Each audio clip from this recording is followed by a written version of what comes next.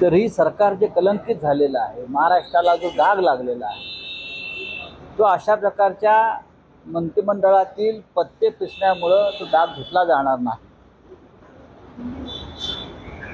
मी खात्रीनं सांगतो मंत्र्यांना जावं लागेल. मी खात्रीनं सांगतो मंत्र्यांना जावं लागेल. वसईच्या आयुक्तांवर पडलेली जी धाड आहे, 1000 कोटीचं प्रकरण आहे, त्यात सुद्धा एका मंत्र्याला जावं लागेल. नवीन क्रीडा मंत्री आहेत, त्यांना योग्य खातं मिळाले. आता खरं म्हणजे योग्य व्यक्तीला योग्य खातं आता मिळालेलं आहे खरं का खेळण्याचं. हे आहेत बार काउन्सिलचे अध्यक्ष आहेत, ह्यांना जावं लागणार आहे. हे व्यवस्था तात्पुरती टेम्पररी जरी सुरू असली, प्रत्येक आरोपी शेवटपर्यंत बचावाचा प्रयत्न करतो.